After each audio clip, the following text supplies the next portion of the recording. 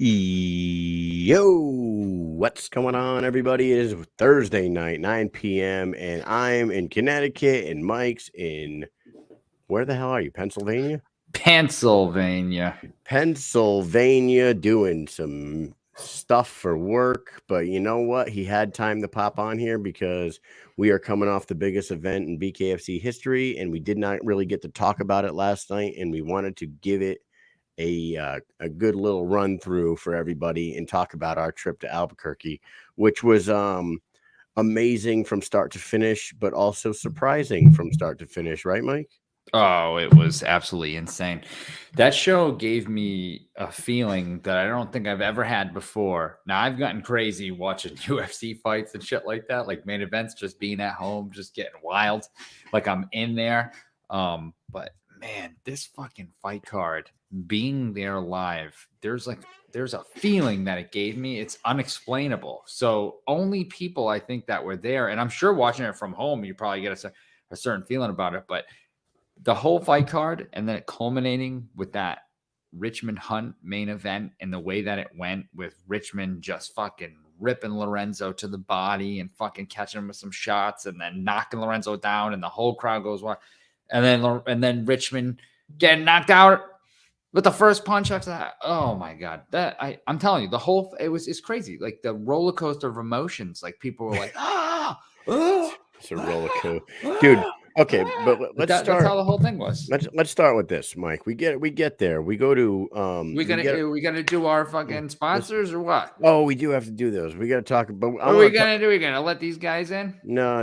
We're gonna talk. We're gonna do a few sponsor reads real quick, and then we're gonna go. I don't want to get too far into it. I feel like we'll never be able to be pulled back. Well, tune your eyes and ears into the greatest commercial of all time for the greatest mortgage company of all time. Norcom Mortgage and Michael Mish are delivering the American dream to those who serve America, helping veterans obtain the dream of home ownership. They offer programs that include no money down, no first-time homebuyer requirement, 100% cash-out refinances, rehab loans. They can help you purchase a home, purchase a condo, refinance an existing mortgage, create a dream home with rehab loan. To learn more, visit www.michaelmish.norcommortgage.com or call 860-884-2103. You heard it here. You know the name, Norcom Mortgage.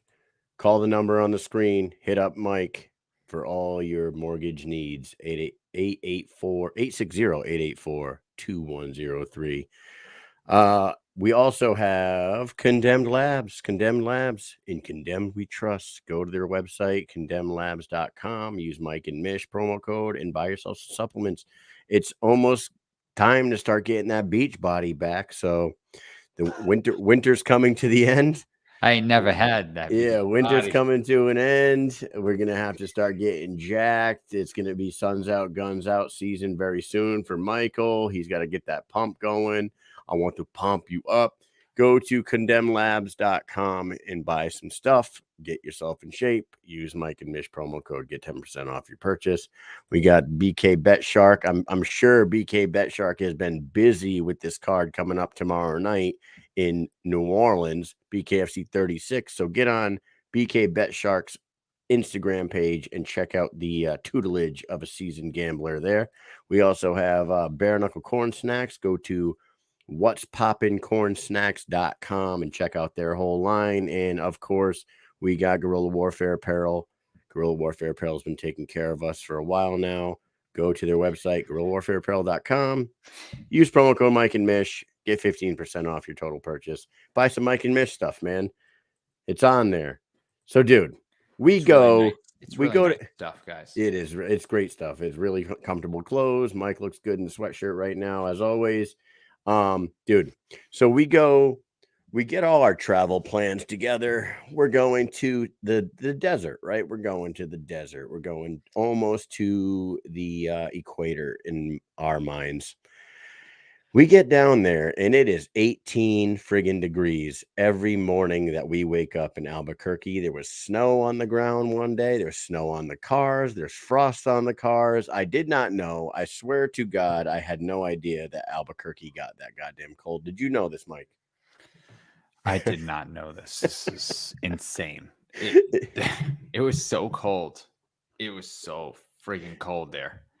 And dude, I was glad I brought my friggin' jacket with me and friggin' gloves and shit because it was real fucking cold. So Mike's a smart guy. He packed a heavy coat. He packed gloves and shit like that. I packed like a sweatshirt. That's about it, dude. And I got lucky. Yeah, you got the sweatshirt. The sweatshirt that Mike has on right now is the heaviest thing that I brought with me down there. I even brought some shorts in my bag. I thought it was going to be a nice time down there. We get up on the second day and it's like 17, 18 degrees outside and there's frost all over the car. And Mike goes, Kyle, we're going to a mall. We're going to get you a nice North Face jacket. Yeah. I was like, why don't you spend some money on yourself? Yeah. Okay, Why don't you take care of yourself? A nice North Face jacket right now with a little bit of fur around the hood. You know what I'm saying? Yeah, we ended up not doing that, man. I stuck with the clothes that I packed, and that was that, man. But we get there. The first day's media day, and they had it in this like big warehouse thing, right? It was called like the art center. It was like part of the building. So. Yeah, it was called the Creative Art Center, and it was right next to Tingley Coliseum. Yep. But it was basically just a wide open warehouse type thing, and they had the question, Q&As with the fighters. They had some open workouts going on. It was pretty cool. We had some opportunities to catch up with everybody, get some cool photos. Fans were allowed to come in. Catherine Lang and her dad Gary Lang came in, got to meet Juggernaut. She got to put the belt on. That was a very cool moment for her. After that, we had the weigh-ins. The weigh-ins were pretty good, but the event itself is what we want to talk about tonight. I missed the first 3 fights of the night because I was stuck outside because of the ticket debacle. The ticket machine was down. So anybody that had pre-purchased online and were picking up their tickets at will call, this place prints your tickets as you get to the window. Like, they don't have them pre-printed. So if you bought online, you go up there, you give them your name, they print your ticket. Well, the printers all went down, thousands of people outside. I'm stuck out there with a group of Marines, and I missed the first 3 fights of the night. But the first fight of the night was a doozy. I went back and watched it, and the 2 guys, it was our trivia question answer like last night, Sanchez and Perez. Those two slugged it out, and that set the tone for the night. They threw 596 punches at each other, bloodied each other up, and got that crowd going. Mike was inside. I was not. What was it like inside, Mike? Oh, my God. It was freaking insane inside. It was like an insane asylum. Since we went to Denver, I have not seen such a crowd. So Rio Rancho was the craziest, wildest, awesome crowd that we've seen, right? Up to that point. Then we went to Denver and that got even better for the Richmond Doolittle card. Then we come to Albuquerque. Albuquerque was absolutely incredible. Like, I cannot explain how insane that was being there. The crowd was so loud from the get-go. It's insane because Denver was like, I think it was like 6,000 people. So this is 3,000 more people. So 1.5 what was there. It was insane. I've been to fucking Gillette Stadium for not Super Bowl, but for playoff games for Patriots, and that place is loud. But this place, and I think it's because it has a roof on it. Yeah, because you're inside. Because you're inside, that it's so much different. And the thing is, too, is with football, fans tend to kind of die down often. But with this, people are going nuts constantly. It is like every fight, the walkouts, everything. Dude, that fucking fight was insane. Like Zion Tomlinson just said, rock'em sock'em. It really is. You guys go back and watch that fight. It is straight up rock'em sock'em robots from start to finish, and they go bell to bell every round. There was a point in like the fourth round, I believe they started to slow down on each other a little bit, but then they brought it back. They brought the pace back up in the fifth round and then ended the fight swinging at each other. It was just absolutely insane. Joe Ivy in the comments made a good point tonight at the weigh-ins for BKFC 36. You could hear a pin drop in the audience, and that's what me and Mike were talking about right before this. They don't draw huge crowds for these weigh-ins, but they do draw somewhat of a crowd, but they don't put any kind of mic towards the crowd to get some of the crowd noise. And it really takes away from the like television production of it. Like when you're watching it, it's really like kind of lame when it's super quiet like that, man. Even like when you're at the weigh-ins, it's not super quiet like that, but on screen, it looks like it is. They need to put some mics over that crowd and like, at least get to hear some people screaming and cheering and talking some shit, man, Yeah, in South Carolina, we were in Bar Louie, and there wasn't as many people there, but the way that it was set up, it was smaller, and there was a decent amount of people. And even the people that were only in Bar Louie to eat were getting into the weigh-ins because, I mean, you couldn't ignore it. It's right there, and everyone's screaming. So it gets people involved. Like I'm a fan of the fights, but even if I'm watching it, I'm still going to watch the whole weigh-ins. But if I'm just sitting there watching it and I don't hear anybody cheering, I'm not getting as excited, but I know I'm excited for the fights. I'm excited to see Angel Core fight again, right? I'm excited to see Arnold Adams defend his title, but like when he comes out, I can't hear the crowd, so like that enthusiasm in my body, like it doesn't, it's that oomph, it's not coming on of me, they should fire it up. They should fire that production up a little more. Definitely need to get some people screaming. Knucklemania 3, I'm sure the weigh-ins were loud on. They had to be. I didn't want, because we were there. There was a lot of people there. Anybody in the comments I want to drop that watched it from home, what was it like when you watched the weigh-ins for Knucklemania 3? Because there was a ton of people there for that one, and they were loud, and we had to go to the other side. Media, there was most some media ruckus. went to the opposite side because there were so many people on one side. It's like everyone. This is the thing, and this is like the army, right? You see a line, you just get in it. Oh, what's this over here? Let me just get in this line. I don't know what it's for, but I know people are in it, so I know I got to get in it at some point. So let me just get in the end of this line. That's the way that Knucklemania 3 worked, because the ring's here, you walk in, and everyone kept going to the right because it kept seeing everyone go to the right. So there was so many people over on that side that all the media was like, oh, you got to get the fuck out of here and put our freaking cameras over on this side. And we go on the other side. And I swear to God, it was like 75 to 80% media on the left side with a few fans. And then on the right side, all the rest of the fans were, it was fucking packed over there. You couldn't even move. Yeah. Susan said that they were loud, like watching those weigh-ins on screen. They were loud. So I couldn't imagine they wouldn't be, because it was loud as fucking there. But dude, let's talk about this card, man. Let's start at the main event. Let's start at the main event, and we'll touch the main points on the way down. We won't go over the whole card because we're both tired. You're down in PA on work. Dude, the main event.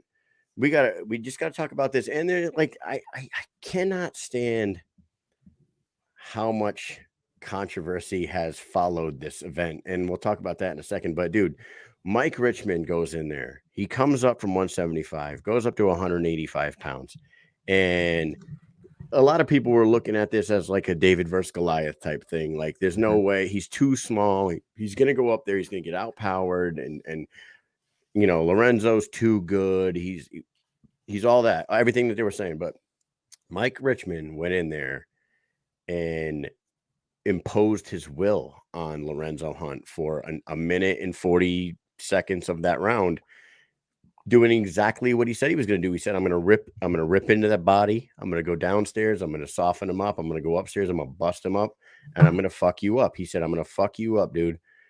And he really did. And Lorenzo himself said it after the fight. He said, I've never had an ass whooping like that before. He was busting his body up, busting his face up. But then he got complacent, and he kind of got sloppy and went for the kill shot. And Lorenzo did what he did. Lorenzo is a master at the bare knuckle game, and he knew exactly when to throw that counter punch, and he threw it right down the middle, and he touched him on the button. And man, oh man, the up and down roller coaster of emotions in the Tingley Coliseum was insane, right, Mike? I know I started talking about it earlier, but I cannot explain how insane it was. So the walkouts were crazy, right? The walkouts were insane. BKFC, without a doubt, and I'm talking about compare it to UFC. And yeah, people are going to be like, compare it to UFC, like they're way above. Like, this is crazy. I'm like, no.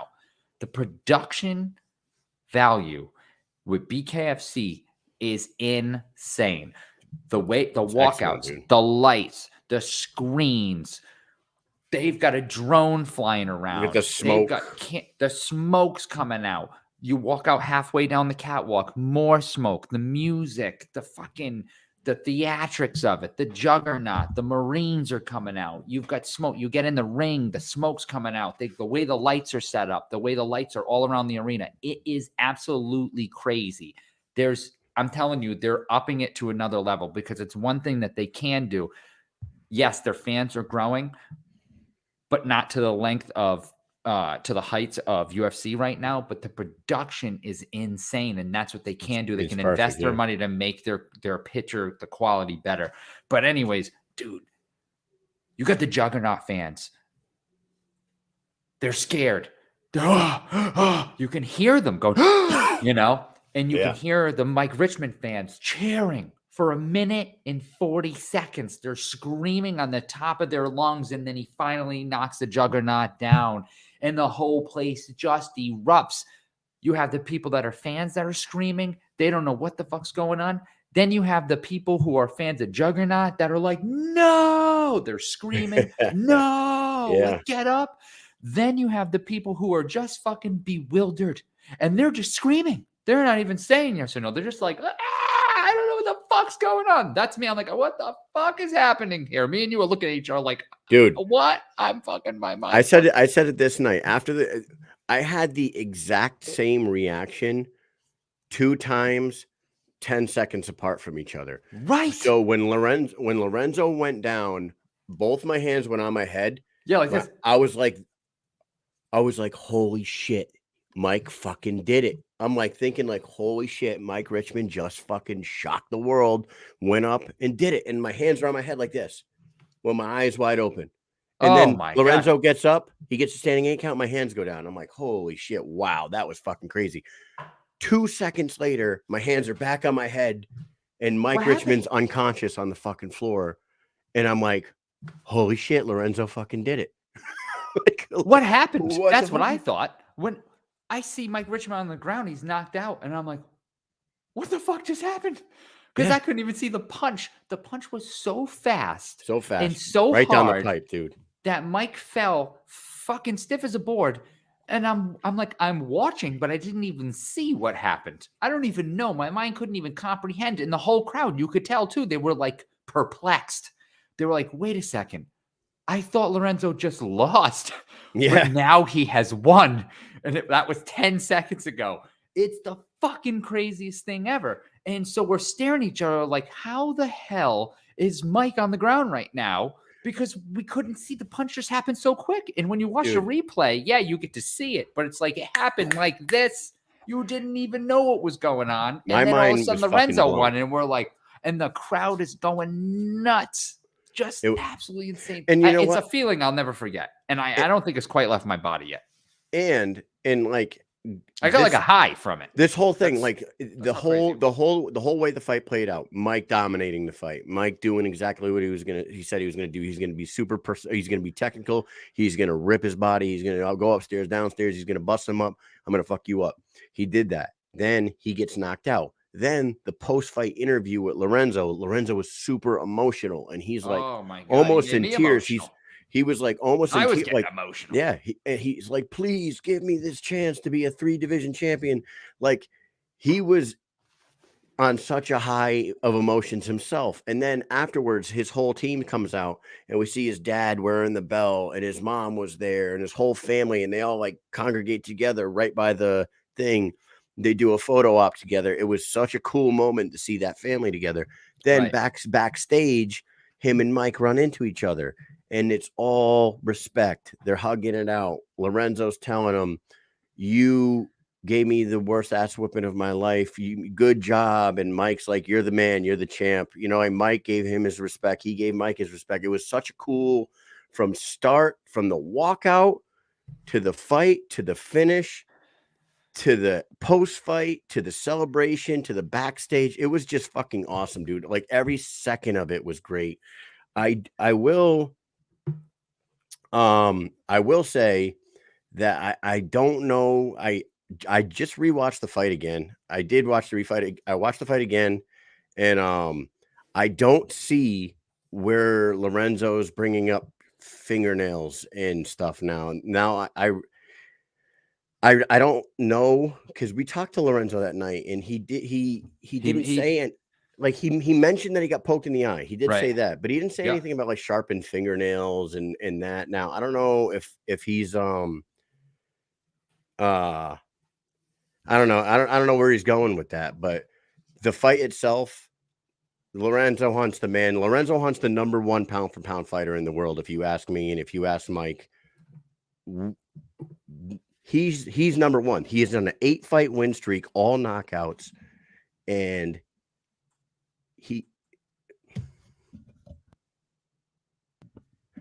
sorry guys. 8-fight win streak, all knockouts, right? He has fought the best of the best in his division. He has won titles in 2 divisions. He has defended titles. He should be when the rankings update. I think they already did, and I think Palomino's still number 1 at pound for pound. No offense to Luis Palomino. Luis Palomino, he did finish Tom Schoaf in that last one, but up until that last one, he was going the distance with all of his opponents. He was winning them all, yes. He hasn't lost, yes. But Lorenzo Hunt has been the most impressive fighter on the roster for a long time now. And I believe now that he has unified the titles, he is the reigning defending champ in 2 different divisions, going for a third. If he does, he should be the number 1 pound for pound fighter in the world. I agree. Because not only has he kept winning, like you're saying, he just keeps knocking everyone out. It's amazing. Over and over and over again. He just keeps knocking everyone out. And like you said, after the fight, and it's tough too, because we talk to everybody, right? It's tough. And I said this before, we see these fighters in their personal lives and we talk to them and we try to stay as unbiased as possible. So we see these guys and you know what? It's like, if Mike Richmond wins, we're happy for him. That's awesome. You know what I mean? We've met him plenty of times. We want to see him do well. We don't want to see him upset. We don't want to see his family upset. And then you look on the other side and it's the same thing. We've known Lorenzo even longer. We've known Lorenzo since before Knucklemania 1, and we've seen his growth.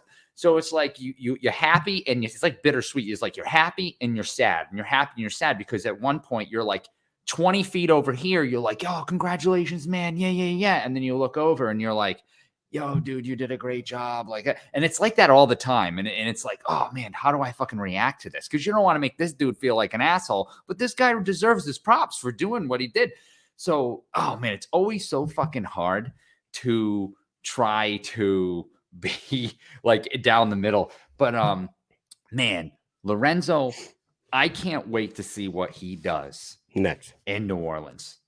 Yeah. He said he's going to be in New Orleans and he's going to get out there and he's going to shoot his shot when it's time. And I cannot wait for him to call out whoever wins tomorrow, because how can you deny him this fight? You have to let him go for this, right? You have to. How can you not let him go for this fucking heavyweight title?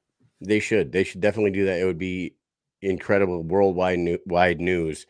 And like, honest to God, as a fan of the sport, would you rather see him run it back with Quentin Henry, or would you rather go after the winner of the Belcher and Arnold Adams fight? It is a clear answer. Like, if we put that out as a poll, would you rather see Lorenzo Hunt rematch Quentin Henry at 205 or go after the heavyweight title? 95% of people are going to say the heavyweight title. Go for it. Get the winner. Yeah. He has to. There's never been a 3-weight division champ that I know of. Has there been a 3-weight division champ in any sport? I don't think so. Maybe, but maybe gloved boxing. Maybe like it's right because they have like 2-pound fucking divisions. Right. But not like 185, 205 and heavyweight. That's going a huge from gap. That's 185 and up. You're the best. Yeah. That shit would be insane.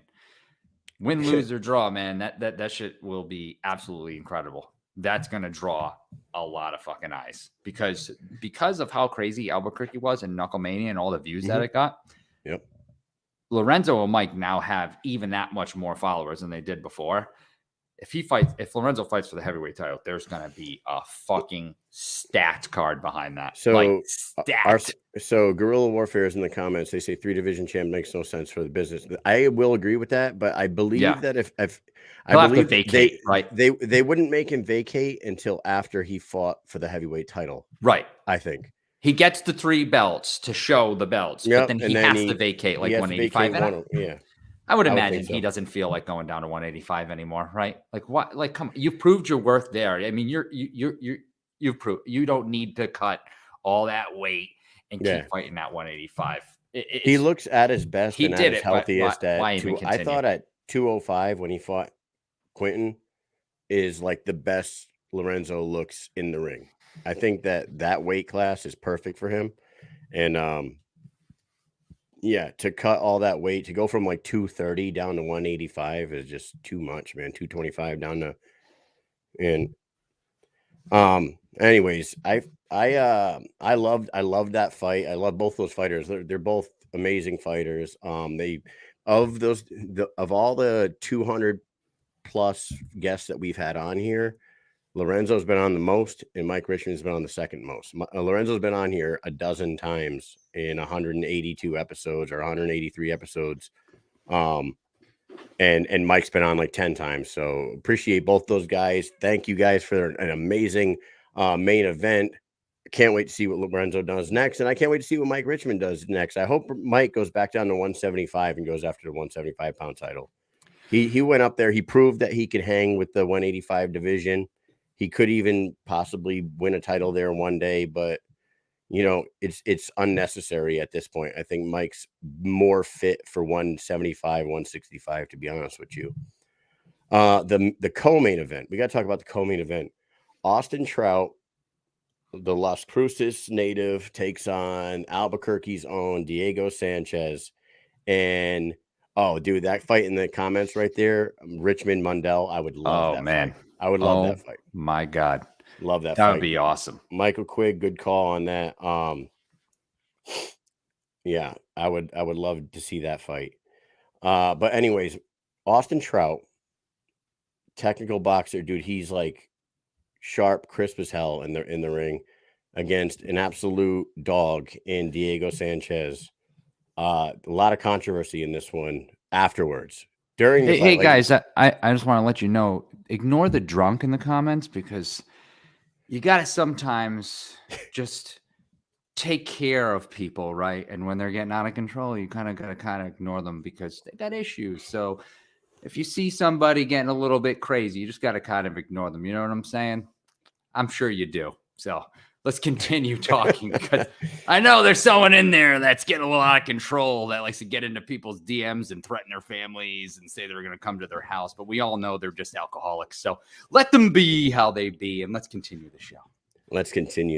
Yeah. All right. So Austin Trout and Diego Sanchez. It was a very entertaining, pretty awesome fight when we watched it at first. Then afterwards, all this controversy comes out. And I got to tell you, man, the video. Next question. Everything did look a little sketchy what was going on in Austin Trout's corner. Do you agree? We don't know. I don't know what was going on there. And now it makes me want to go back and watch the corner on every other fight to see if that same shit's going on in every fight. You know what I mean? Because, it was a great fight up until it got stopped. And Diego Sanchez, dude, he's just such a tough fucking dude. And like he couldn't. And while we were watching the fight, we were saying, man, why isn't he driving forward and getting in the clinch? Right. You know, we were saying that. We're watching it and we're like, man, why isn't he trying to tie him up? Turns out he says he was trying to, but he couldn't. And maybe this this controversy does have some legs. We have reached out to certain individuals to get their information on it, and they're not at liberty to speak at the moment because there's stuff going on behind the scenes with investigations and shit. So here's the thing is shit came out, right? And obviously we can see in the video what happened. So there's no questioning that. We see Vaseline. We hear what Diego Sanchez has to say. He says he's trying to get in the clinch. He's slipping off. There's a video that came out that shows him try to grab the neck. And if he's slipping off or not, I'm not sure. I'm pretty positive, but obviously I can't tell you what would have happened one way or another. But I feel as though that he was going to lose no matter what. In the beginning, that he got into the clinch and it seemed like he was losing in the clinch. Actually, I thought he would do much better. And nothing against Austin Trout, but like Diego Sanchez is a legend. So there's something about like seeing him that makes me want him to succeed. It literally has nothing to do with Austin Trout. It's just about Diego Sanchez and the legend that he is in the sport of MMA. It's like you want to see the guy succeed, especially especially since he hasn't done well lately. And because of all the controversy that's happened with him, people started hating on him. So I'd like to see him be respected more because I think he deserves that at the very least. I'll say this, dude. Diego was like fantastic the whole week down there. Starting with media day. At media day, that dude was so dialed in and so fired up. He was a little off his rocker like he normally is, and he was entertaining. He was answering all the questions, and he really put on a show for the people that were at media day, both on the mic and doing, he was doing like weird exercises and stretches and meditations and stuff like that. Yeah, you expect that out of him. Yes, you do. Yeah, but then at the weigh-ins, we talked to him after the weigh-ins, and he was so zoned in when he was doing the interviews. He was doing interviews with everybody. He wasn't turning anybody away. He was delivering great interviews, and he told us that Austin Trout messed up. He said he looked me right in my eye. He said Jesus can't save you. And he knows that I'm a child of the Lord. Yeah. And I do everything I do is for my Lord and Savior. He's like, so you fucked up bad. I was like, man, listen to him. He got me hyped up when he was talking to her. Yeah, he did. He made me like believe like this guy's gonna go do it. And when in my mind, I'm like, I don't really think he's gonna win this fucking fight, but like I wanted to believe he's gonna win the fight. Dude, and Austin Trout is he's just too good, at boxing. That I don't think that at that level that Diego is going to beat him right now. In both of their careers, no matter what. Let me ask you this. MMA would be different, but let me ask you this, and I'll ask the people in the audience too. Do you guys think that Austin trained like to his maximum potential for this fight, or do you think when we were watching that fight, I don't think he had his gas tank. I asked him about it after the fight. I asked him if training at sea level in Houston and coming in heavier than he's ever fought in any other fight in his entire career affected his cardio and his gas tank, because he seriously looked tired. Immediately. He looked tired round one. Yes. So like, I don't think he took the training camp 100% serious. I think that he might have thought that he can just coast into this fight and lean on his boxing skills and just pick apart Diego Sanchez. But I don't think that he was taken into factor that he's going to be 15 pounds heavier than he's ever been. Right. He's going to be at 10,400 feet above sea level in Albuquerque. I think these things played a little bit of a role in that fight, man. He looked smoked early. It was I do think that he did think he was just going to walk through him. I don't think Austin Trout doesn't know what he's doing because clearly the guy's been in some crazy ass fights. So he knows what he's doing. But I do think he thought he was going to run through Diego Sanchez and it wasn't going to take a few rounds, So it is what it is. Mistakes were made. He still won ultimately, but that just goes to show how much of a level above Diego he was. But then obviously to go back to the beginning, right? There's the greasing thing that's going on. And I wanted to get into this a little bit because we know G, right? Everyone knows if we're paying attention, we know G. People keep saying like Trout's corner was cheating. And yes, there's the thing with the coach, right? What is the coach doing? What did he ask him for? What is going on in that video? I have no fucking idea. Clearly, it looks like he's giving a little Vaseline and he kind of pats it on his back or whatever, right? After that, they show the Vaseline.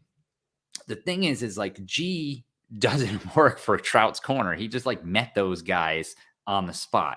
So now we got to try to figure out like, is there like, why would G want to go and fuck up his career to help out a guy that we were there when he met? Like he met G met Trout there at the event. So, you know what I mean? I just feel like he's just doing his thing. He might have got caught up in something. Who knows? But I would really like to hear from him, and I would like to hear from other people and see what's going on. Because number one, what are the actual rules on Vaseline use? Because when we watch boxing and MMA, we come up with an idea in our mind about how it's supposed to be used. Except this isn't either one of those sports. This is actually bare knuckle. And this has happened in the past with many other things, including weight classes, where people argue about weight classes and they compare it to MMA and they compare it to boxing, but they don't realize this is BKFC and it's its own thing. And there's different rules, but where are the rules? We don't know the rules. We don't know the state athletic commission. Where are their rules? Let's see what they say about it. There was a guy standing right there watching the whole thing. Didn't say a fucking word. Didn't say don't do this. He never said don't do this. So what's that guy doing?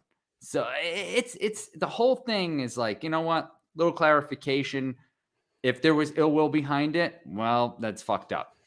But this is like a lot of things in life where it's like, believe in nothing you hear and half of what you see, because you have no idea what the fuck is going on. And that's what we see the video and we're like, oh shit looks sketchy. Okay, but what's going on? Let's hear from all the sides. Let's hear from the commission. Let's hear from G. Let's hear from Trout. Let's hear from Sanchez. Let's hear from the other cop man. Where are the rules? I want to know it all. I don't like to jump to conclusions because that's just not the type of person I am. I like to like learn everything. And I think we will find out. I think so we will find out, and then we'll see what's up. Well, I did hear that G was told that he did nothing wrong. I don't know who he heard that from. I heard that he has been told that he didn't break any rules and he did nothing wrong. Now, that rolls back to what you just said. We don't know what the rules say. We don't know what the commission says. And if it's the commission telling him he did nothing wrong, and we'll find out sometime down the road, I guess. It's just, that fight is like marred by that controversy afterwards. But it was a fucking great, entertaining fight from my perspective when we were there in the arena. That the photo of Diego Sanchez just draped in blood was just a freaking great, just like a iconic photo, dude. Does that not just like, that's the fucking personification of a goddamn warrior right there. And he said he was going to do it. He said he was going to go out there, make it bloody. He's going to make it dirty, and he's going to put on a show for everybody. And that's exactly what he did. Austin Trout wins. Luis Palomino gets in the ring. Luis says he wants to fight Trout. Now you got this controversy of all the 165 pounders that have earned a title shot. Go, Connor Turney. You got, Brad Kelly and Caleb Harris, and you got Elvin Brito. You got all these guys that have been fighting in that division and earning their way to a title shot. And now Palomino wants to fight Trout. this goes back to what we were talking about last night. If Palomino and Trout want to fight, it shouldn't be for a belt. It should be for legacy right there. It should be Luis Palomino fighting a world champion boxer in his sport, and the belt should go someplace else. That's what I just personally think. I cannot justify Austin Trout jumping the line. What do you think about that? I do not, at this point in time, want to see Austin Trout fight Palomino. Do I want to see it in the future? Sure, why not? If Trout comes in and starts fighting these guys and wins 2 or 3 fights, of course, how can we deny him that? I would love to see that. That's what I like. I like to see people fight the contenders and make their way to the top. I cannot fathom seeing him fight for the title. I cannot. I can't deal with that shit. It'll drive me nuts. I need to see all these other guys that I've been fucking watching fight to try to make their way to the title right now. I have to see them fight.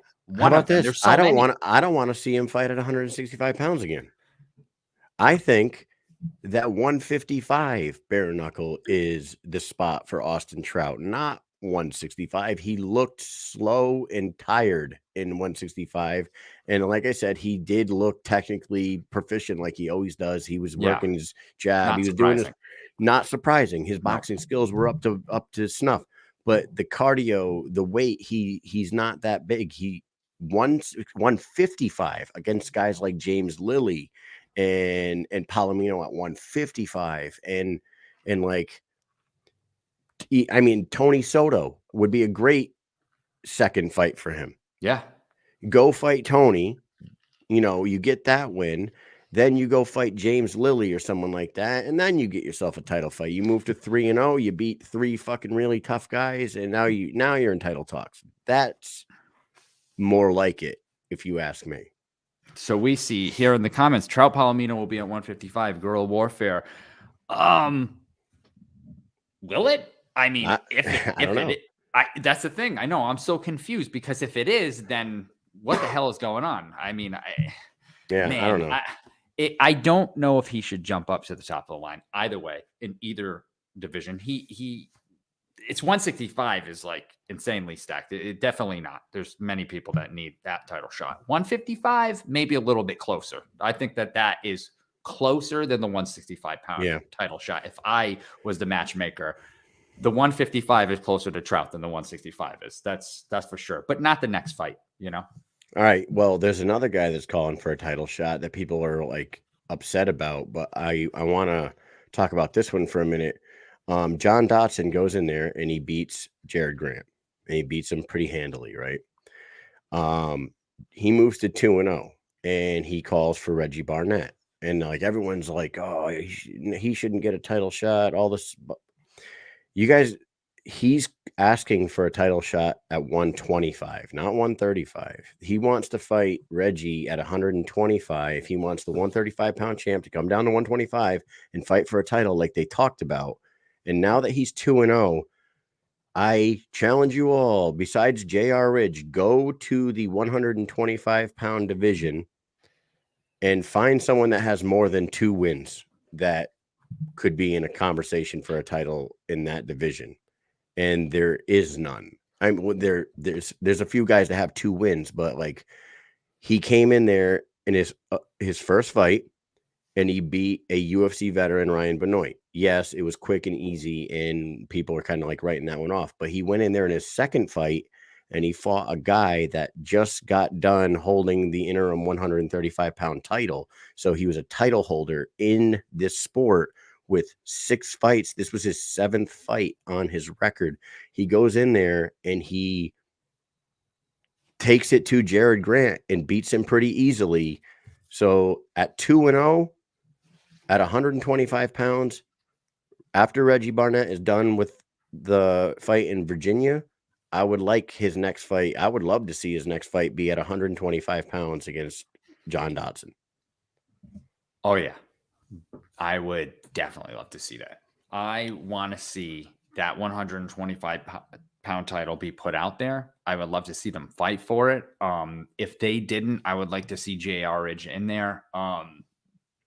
But man, that fight between Reggie Barnett, because Reggie is like the personification of bare knuckle to me. I love the way he fights and the way that he's utilized the rules of the sport and bent it to his will. Like, he has taken those rules and he has made it his game. I would love to see an impressive striker that we know from UFC. Unbelievable. Guy's never been knocked out. John Dodson has never been knocked out, never been knocked down. And not only that, but he has knocked out Johnny Bedford, right? So people, I don't know if people remember that, but John Dodson knocked out Johnny Bedford, who beat Reggie Barnett twice. Pretty well, too. He did a great job against him. That's the MMA math. MMA math doesn't always work, and this isn't MMA. So that might mean absolutely fucking nothing in this. But it is a fact, and I would love to see them get together, because Dodson's faced the best in that sport. But now that he's in this sport, he fought Grant, and yes, he did dispose of him quick, but Grant was not looking good off that scale. Going to and from, he did not look like he was feeling well, man. And this is the thing about weight cuts that suck. They drain your body so much that I know he wanted to make it because he promised he would get there. And so he did everything he could to get there. But the thing is, it's like, you're fighting tomorrow. Like, why? You know what I mean? If I had to fucking climb a mountain tomorrow, I wouldn't starve myself and then do it. You know, it's so hard to do that. And I don't think it was a very bad cut for him. It was so bad. And so, but Dodson won. But even outside that fact, I think that Dodson is worthy of that fight. He has so much experience, and he is a hard hitter. He's really fast. He is very smart. That would be incredible. That would be just an incredible fight for the JR Ridge is 3-1 in the division, right? Yeah. JR Ridge is 3-1. But then you got Marciano Hernandez, who's 2-0. You got Daniel Alvarez, who's 1-0. You got Tyler Randall, who's ranked number 1 at 2-1. You got Chancey Wilson, who's 2-2. 2-0 John Dodson with wins over Ryan Benoit and Jared Grant puts him in the conversation to fight Reggie for the 125 title. Or if Reggie doesn't want to come down to 125, which I think he does, but if he's not ready for it after the Virginia fight, if he needs a little time off or something, maybe they do a John Dodson versus JR Ridge for a 125-pound title. They crown a champion, and then Reggie gets the winner of that. I would love to see that too. I mean, there's so many possibilities, man. I know a lot of people were like quick to say he does not deserve a title after 2 fights, but guys, you guys have to like realize it's not at 135. Yeah, you guys got to realize the situation. You got to have situational awareness, and you got to understand how young the sport still is. We always been saying that. I know we're going into our 6th year of BKFC, but there's barely anybody in the 125-pound division with more than 3 or 4 fights. That it's just a fact. It's facts, and that's what it is. It is what it is.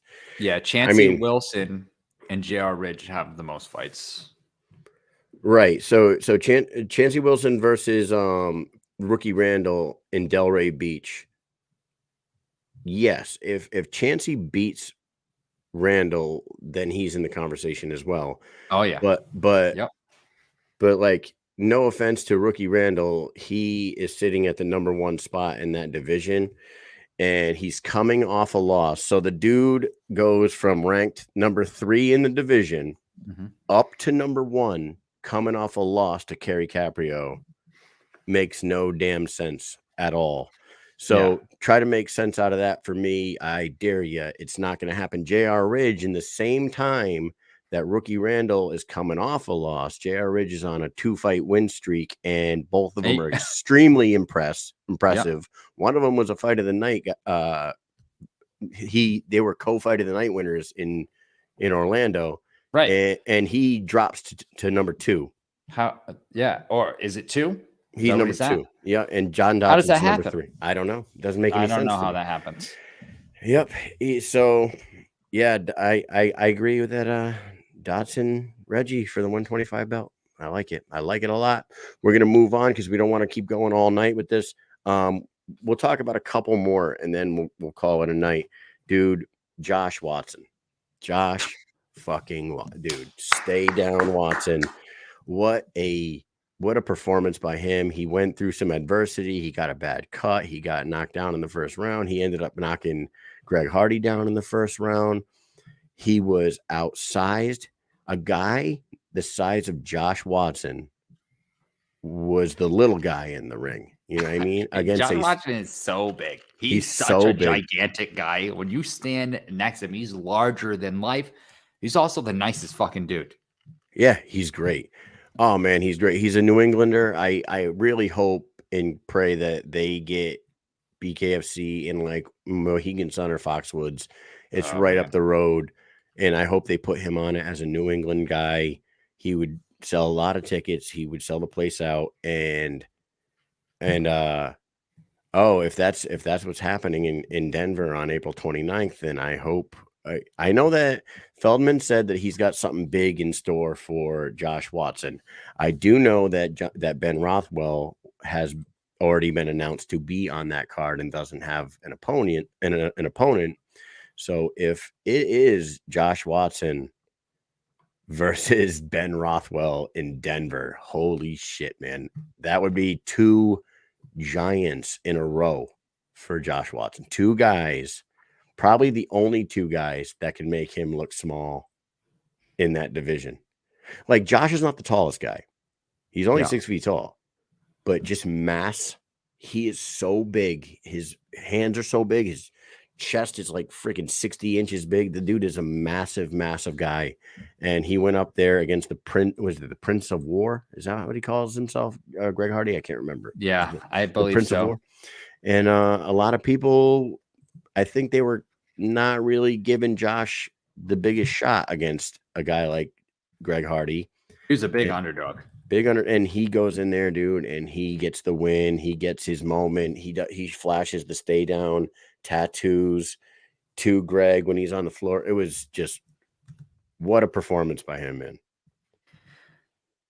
One of the best moments of my entire night, right? So rewind to the morning of, I think it was the morning of the weigh-ins, not the morning of the fights. When we were talking to him, it's so when we go to these events, so much happens. It's such a blur that I can't figure out if it was the morning of the weigh-ins or the morning of the fights. But just know it was in the morning.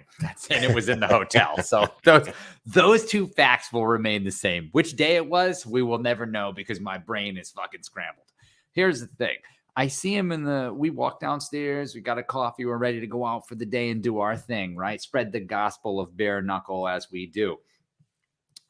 I'm talking to Josh Watson, and I was talking to somebody the other day in work telling him about this, and he was like, dude, you're a fucking asshole. You said that to him. I'm like, no. I mean, I don't just come up to the guy and go, yo, you're an underdog, man. Are you fucking scared? You know, like, I don't go up and say that. Like, we're just chatting because we know each other, and we're just having a conversation. But the guy is very aware of his fucking, where he stands in life. Greg Hardy, he's not Greg Hardy. He didn't play for the fucking Dallas Cowboys. Greg, you know what I mean?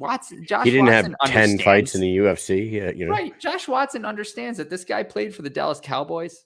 He had a huge fucking controversy. We all know about that. And then he fucking fought for the UFC. He was on Dana White Contender Series. He fought his way, had a bunch of knockouts there, went into the UFC, had knockouts, and then he got knocked out 3 times in a row and got cut. But that gave him a huge name. And Josh Watson knows that he's not fucking Greg Hardy. And Josh Watson knows how to go to the BKFC app and look at the fucking stats and say, oh, look at everybody, not the stats, but the betting lines, and say, oh, I'm the underdog on this card. People think I'm going to fucking lose this. He's not stupid. He's a fucking human being. He definitely knows that. So I'm talking to him and I'm like, dude, you know, you're the underdog and this and that. But here's the thing. People count you out. People think that you're not going to win. But the problem is that it's only going to take one punch, man. And he's like, I know. He's like, I fucking know what I got to do. And I'm going to go in there and do it. And this is just a random conversation. He goes in there. He does what he does. We all saw it. And then he's giving an interview to Bareknuckle News. And I'm waiting for him to be done. And as soon as he's done, he turns around and I'm standing there and I put my hand out to shake his hand. And he shakes my hand and I go, you did it, man. And he looked me right in the eyes and he said, I did do it. And he was so excited. This is a guy who's massive. And he had the glee of like a 5-year-old kid that is going to Disney on Ice or some shit. You know what I mean? Like he was so happy that he did that. And he understood at that moment exactly what he pulled off and what was in store for his future at that point. And is this his last fight? He told us no, but he seemed to be like, I'm very close to the end of my career. But I was so happy for him in that moment. It like really touched me. You know, like I was so excited for him. He told me in the post-fight interview that prior to the fight, he was telling himself, I have one more fight camp in me. I have many more fights. In my heart and in my mind, I can fight many more times, but his body can't take the fucking the weight cuts anymore. And then he talked about how this one was different for him because he didn't have to cut weight. He actually had to put on weight to get big enough to be in a ring with a 300-pound monster like that. So the fight camp was really shitty for him. He found himself, he said, like, when you sit in the sauna and you're like embracing the suck and you're getting ready for war, basically a pre-mob for us. If you go through all the training and you go through all the shit that you need to do prior to going overseas, because you might be encountered by some shit overseas. He wasn't doing any of that pre-war preparation. He was not he was not running miles to cut weight. He was not sitting in a sauna wearing a sauna suit. He wasn't doing any of that shit to cut to 265. He was sitting at a buffet eating, trying to put on 15 pounds so he could be almost the size. Yeah, so he could be almost the size of the fucking dude. Yeah, man. It was a really great performance by him, and it was awesome knockout, awesome walk-off knockout. And he and Lorenzo both got knockouts of the night that night, so that was pretty cool. They both got bonuses. Let's talk about one more fight, and then we'll talk about a few fights for tomorrow night's card, and then we'll just let everybody else can just go to the app and watch all the fights. But before we wrap up the Knucklemania here, I will say there was a scare with Soto. I'm not going to talk about that fight, but there was a scare with Soto. Soto's okay. We talked to him that night. We talked to him the next day. Soto was had my stomach turned for a long time that night. Soto I think he has a broken orbital and he got concussed, and he was brought to the hospital. That was a scary moment, but update, Soto's good. The opening fight was great. Christian Torres took a hard loss against Joshua Morales, and he did not like his performance at all. But the one I want to touch on before we leave, Moreno. But Charissa Sagala and Jamie Hinshaw. Jamie Hinshaw is a little firecracker, man. Her nickname's the Atom Bomb. She's all smiles. She's a fucking firecracker. She wants to go in there. She wants to drop bombs. She wants to fight. She loves it. Charissa Sagala is that girl that just thrives in win, lose, or draw. She wants to be in there bell to bell and put on a show for the audience. She's a fan favorite for a reason, because even though her record does not show that she doesn't have the greatest record, she's 1-3-1, now 1-4-1. To have her ankle dislocate and then reset it herself in the ring to try to get back up and keep fighting, and then dislocate again, like it fall back out. That is a straight up savage of a fighter right there. She's just got balls of steel, and she did not want the fight to end. She was so mad that she couldn't stand on that foot, and it had to end that way. She was just distraught, man. And we talked to her afterwards. We talked to her the next day. She really is. And Joe Ivy just said it in the comments. She's amazing. She is as tough as they get, right? Pound for pound. If they had the pound for pound fighters, they got the pound for pound skill, the best fighters in the world. If you go pound for pound toughness, you remember her first fight with Taylor Starling when she got dropped like a ton of bricks in that first round and sat up like the damn Undertaker. That's right. And got up and went 10 more minutes with her. Like, from that fight to the Pearl Gonzalez fight to the Britton Hart fight, the girl's just as tough as they get. She could be on that top 5 pound for pound toughest fucking rankings. You know what I mean? She is, without a doubt, the toughest fucking person. This is like co-ed, right? She is tough as fuck. It's unbelievable. Her ability to just fucking throw aside pain and just not give a shit about any kind of crazy things that happen to her and just continue fighting no matter what. Like, I feel like she could get her arm blown off and would be the person running with one arm with a fucking rifle shooting while she's bleeding out. Like, that's Remember what I told her in the hotel that night? She's like a horror movie. She's like Jason No, Voorhees I in a said horror she's- movie where you fucking try to kill him and he just keeps coming. I said she's Martin Riggs from Lethal Weapon. She's like, she is our, for anybody that's seen Lethal Weapon, you know what I'm talking about. Mel Gibson, Martin Riggs, former Special Forces soldier turned cop. His shoulder gets popped out of socket and he fucking jams it against a wall and resets his shoulder and continues fighting.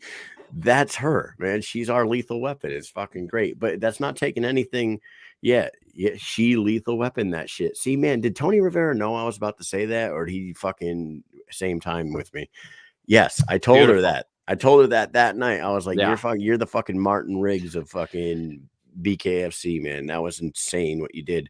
But there's also like controversy in that one. She went on the Face Off Radio with DJ Tony and Amber Fields, and she got into a heated argument with Jamie Hinshaw on that show because Jamie Hinshaw's going, bitch, you know I hit you with that fucking overhand before you rolled that ankle. And Charisse is like, rewatch the fight. I had rolled it prior to you landing that punch. Your punch didn't do shit to me. The only reason why you won is because I dislocated my ankle. And the girl's going, I would have fucking knocked you out anyway. And blah, blah, blah. So maybe they need to run that back. That shit was so funny. Yeah. I did not expect that to happen. Hinshaw was going to come on there and just start talking shit to her. Yeah, she went and fucking. Segala is the complete opposite of what you'd think, that she's so fucking like ballsy, but she's so calm during this exchange on Face Off Radio. She's just sitting there. She's like, no, I'm not saying that it happened. I'm just telling you to go back and watch the film and you can see that my ankle rolled before you hit me. That's all.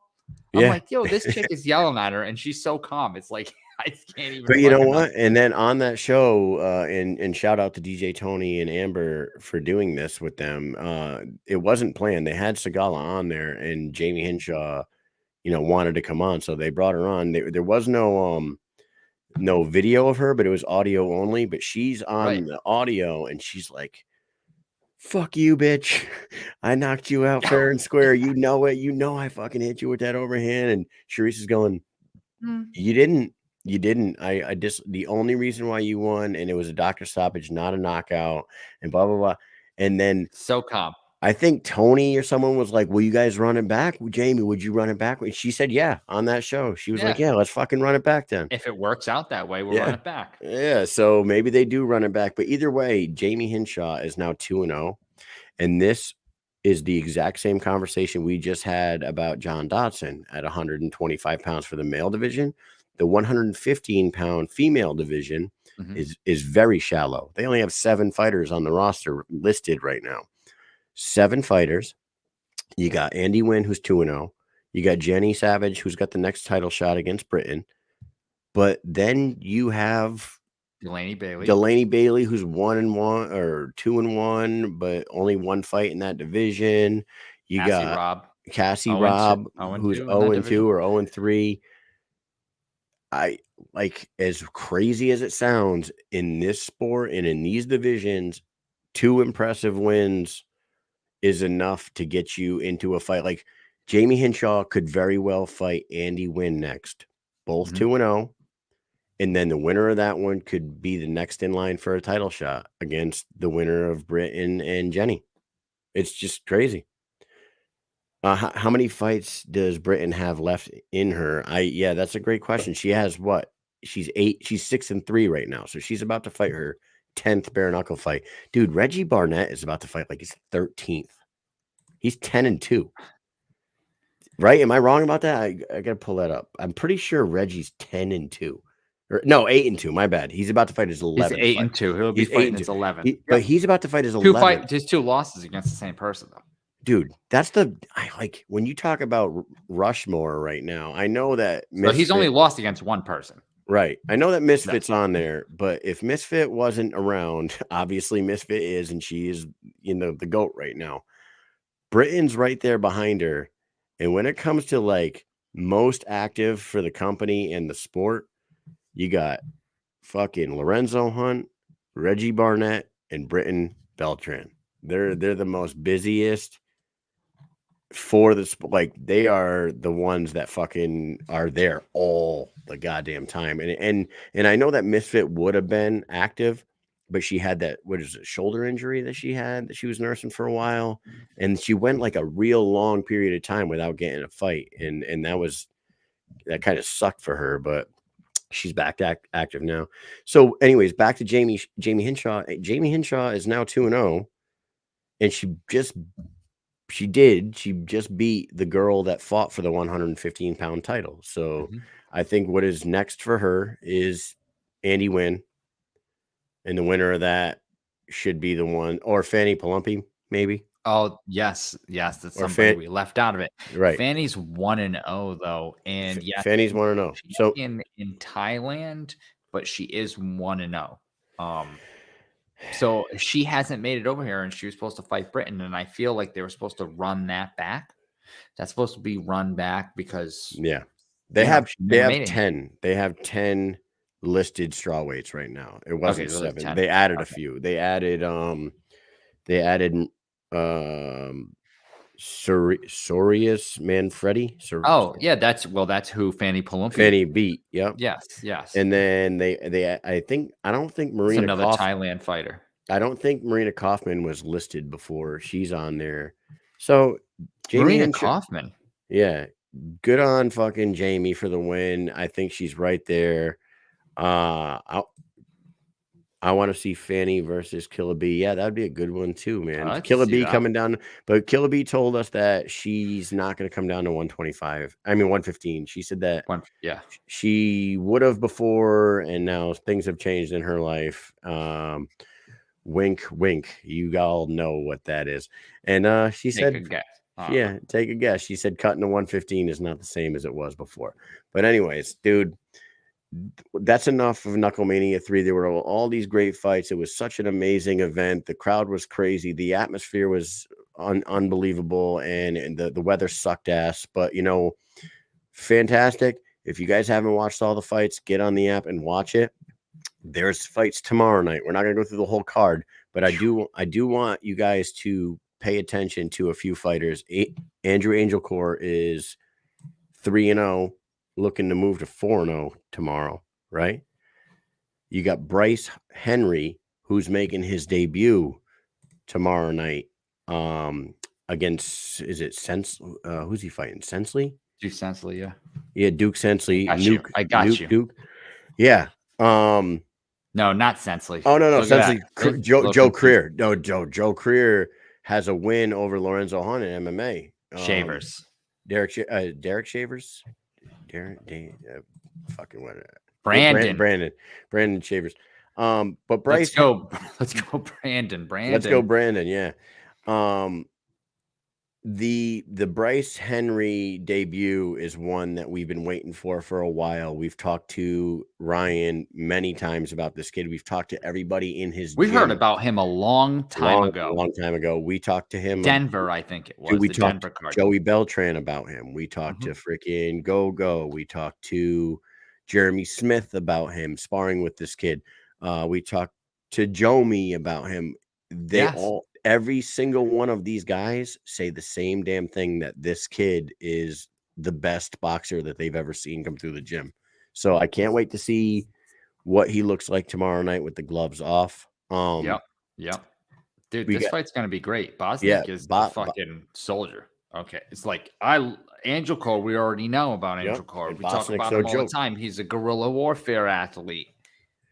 Bosniak's a soldier, man. So this is going to be a damn good fight right here. For sure.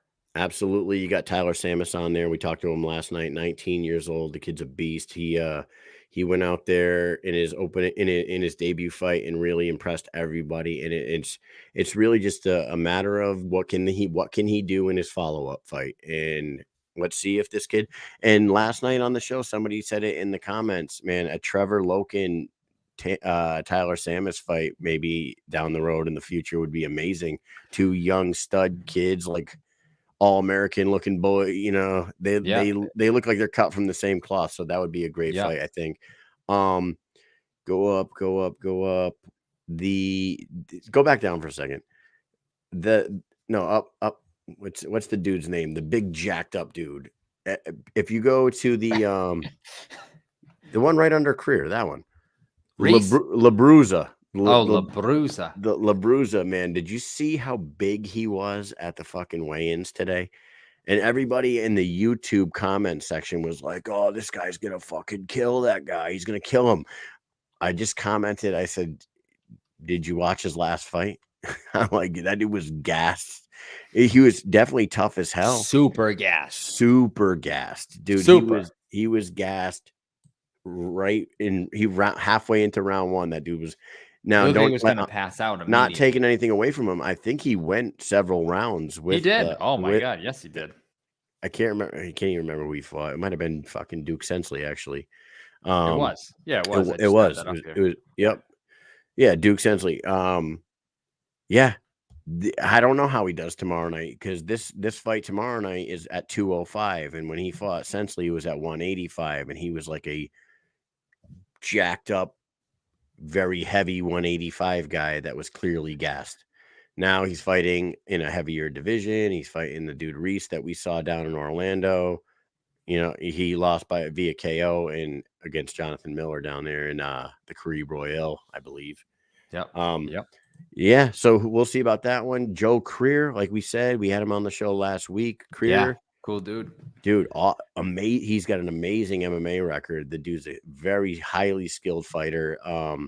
You know, I love his story coming up through Army combatives and getting his start there, and then just pursuing it as a career afterwards. That's fantastic. Very Neil Magny-ish. And like we said, he does have a, you know, MMA math. He has a win over Lorenzo in MMA. He comes in there, he makes some noise. He gets 3, 4, 5 fights in the freaking 185-pound division. Maybe they run that one back down the road. The feature bout, Machine Gun Kelly and Caleb Harris, that has top 5 implications at 165. Love both of those guys. Dude. Great fighters. That's going to be a war. I can't believe this is happening tomorrow. Yep. Yeah, we just had the Knucklemania. Here we are. Brad Kelly and Caleb Harris, Lionheart versus Machine Gun. I meant to say the Knucklemania card, not the Knucklemania, but we can call it the Knucklemania. And then, of course, the co-main in the main event. Somebody earlier was like, what are your predictions? We don't do our picks on this show. We never have. We're 182 episodes into the show, and 183 episodes into the show. Yeah. And we don't pick winners because we try to stay right down the middle, as unbiased as possible. It's very tough to do. We try to do it, call it like it is. But to pick a side. And honestly, I don't think it's right. And honestly, if you ask me for a prediction for that Machine Gun Kelly and Caleb Harris fight, I don't know who would win. I would really have to fucking break that down and analyze it to figure it out. But I think that's anybody's fight. I think that everyone's counting Bobby Taylor out. I think Bobby Taylor has one of the sneaky best records in the company. You know what I mean? At 150, he has one of the most impressive records at 155 pounds.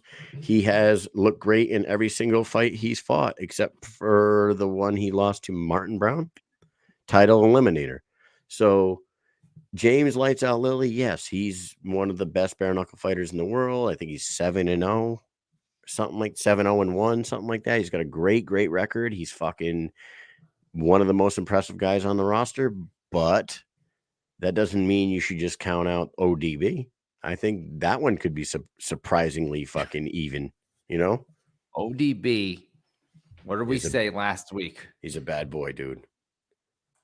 Old man fucking strength, man. Mm-hmm. That guy has old man. Dude, I don't even know how old Lily is. He probably has it too at this point. But Taylor, when you watch him, he's just got that like, get the fuck out of my way. I don't have time for this type of strength. You know what I'm saying? Like he just fucking comes in there and wrecks shit. Lily's 36. I don't know if he's quite in old man strength range yet. He is, but I'm not like Taylor. Here's the yo, you want to know the fucking lines on this card? Holy shit. Because we were just talking about Bryce Henry. Bryce Henry as is like minus 1,000. A minus 1,000. Yeah, that's insane. 1,000. Yeah, and a plus 600. Oh my god, holy shit! That is a fucking line right there. Oh my lord. The closest line of the night might be the main event. Oh no, Bosnick and Angel Core is plus 125. Plus 120 for Bosnick, minus 150 for Angel Core, and then the main event, dude, minus 185 for Arnold, and plus 155 for Belcher. Yeah, that like that one. Kelly Harris is a big spread. Like minus 350 for Harris, plus 265 for Kelly. That's way farther apart than I thought it would be. I thought it should be closer. Holy shit. So you got the main event, dude. The main event. Wild betting going on right now. There's some wild ass bets going on. You got Arnold Adams, who fought last May against Dylan Kleckler. We haven't seen him since last May. Oh my god, I can't. You got Alan Belcher, who fought Frank Tate last June. We haven't seen either one of these guys since the beginning of the summer last year.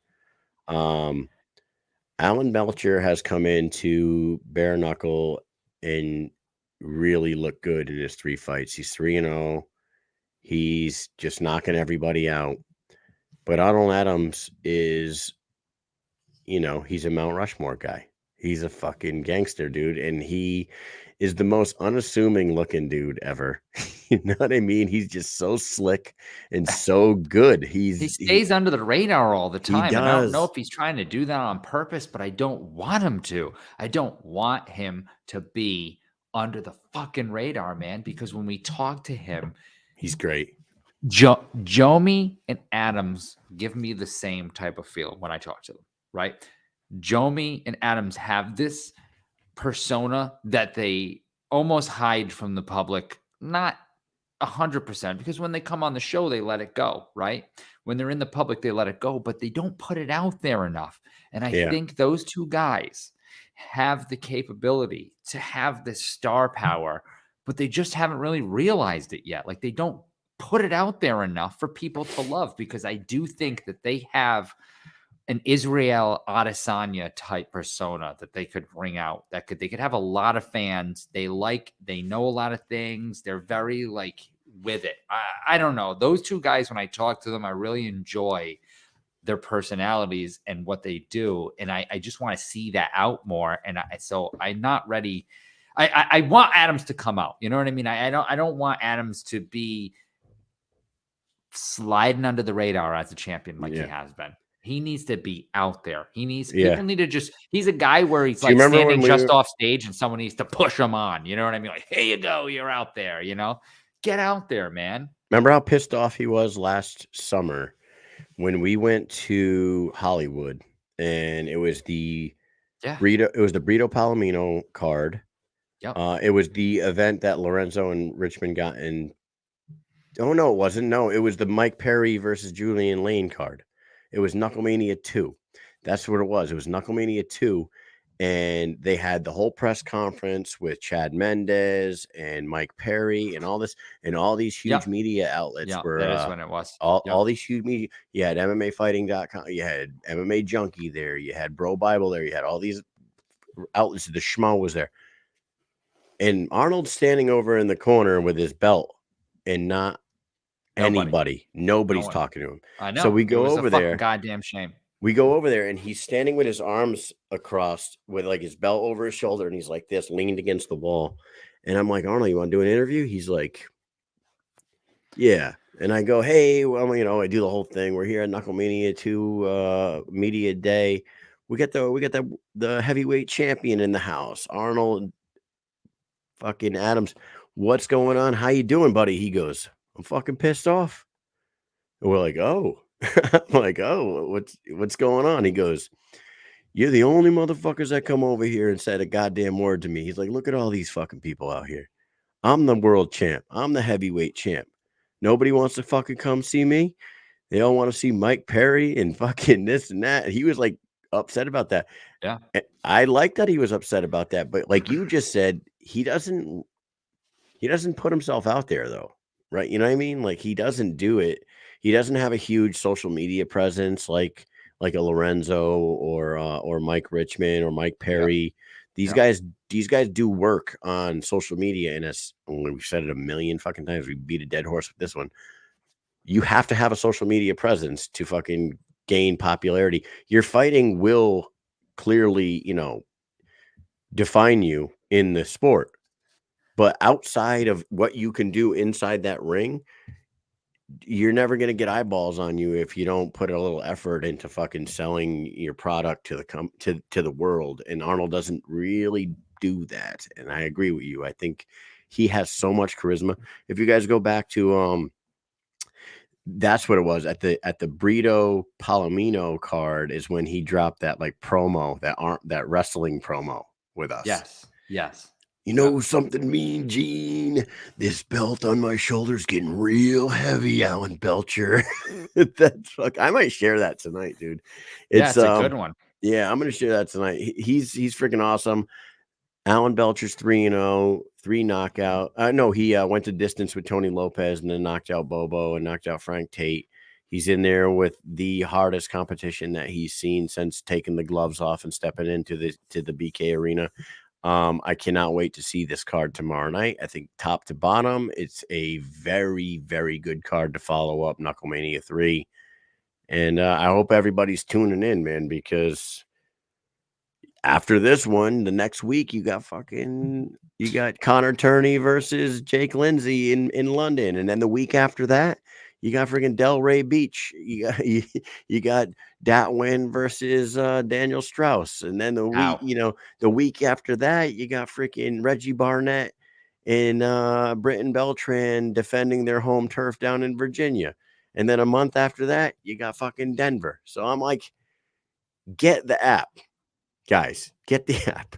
Go to our Instagram. What are you, nuts? Yeah, get in the link tree. Use our code. Get the goddamn app. Help us out. Get the app. Pay attention to these fights because it's a great time to be a bare knuckle fan for sure. Yep. Get the app. Do it now. Don't wait. Don't wait for tomorrow. Don't wait for the event. Don't wait for Denver.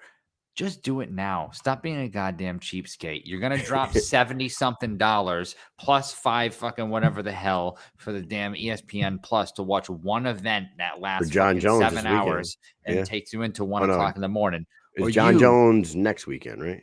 John Jones, Cyril Gahn, yeah. Next weekend.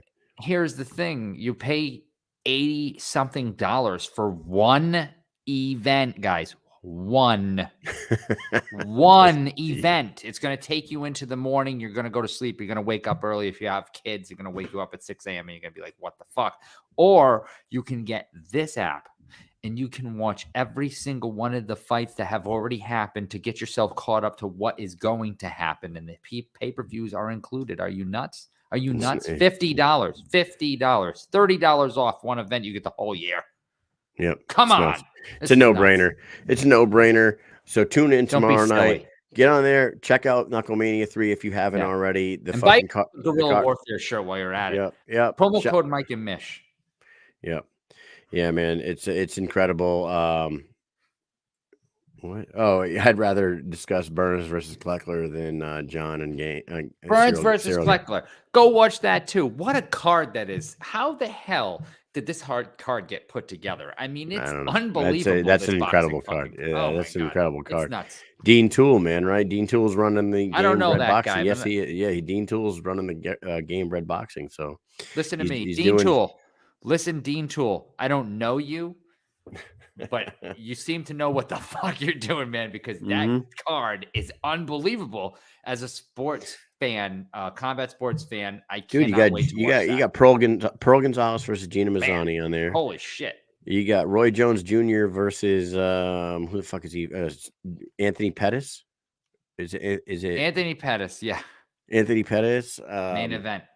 Yeah, it's a freaking crazy ass card.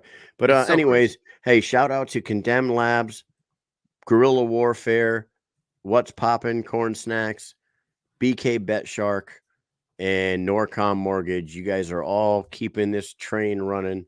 You're getting us to the events when we can get to them, and you're allowing us to keep our wives happy when we do shows twice a week. We appreciate you guys. Make sure you're tuned in tomorrow. Wings. Yeah. I'm a peacock. You got to let me fly.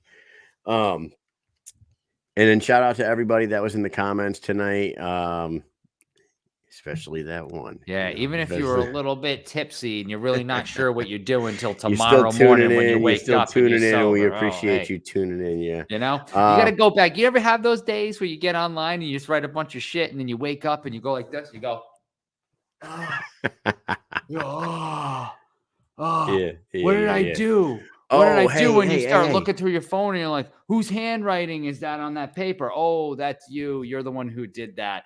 So it is embarrassing. I know. You should be embarrassed. We were supposed to have a guest tonight. I didn't even address that. Tony Loco. Sorry, Soto. guys. Hey, I know that somebody in the comments asked earlier, where's Loco? And I completely forgot to address that. It's been just me and Mike. It's been the Mike and Mish show through and through tonight. Tony was going to come on, but his very good friend of his is having a baby. So congratulations to his friend. Shout out to them. Tony's at the hospital visiting the baby, and he's going to come on. AKA he hates us. No, he said he's going to come on. He rescheduled. He has some call outs and some things to say. He really does want to fight a few people. And I know that he's about to go scorched earth in the meme game on these guys. And he's already started today. If you haven't seen it, go to his page and check out what old Tony Soto is up to. With that said, dude, see you guys. We'll be watching the show tomorrow night. We just like all you guys on the app. BKFC 36 tomorrow night. Belcher Adams, unbelievable card. With that, Mike, you got anything else for these peeps? Peace. Peace.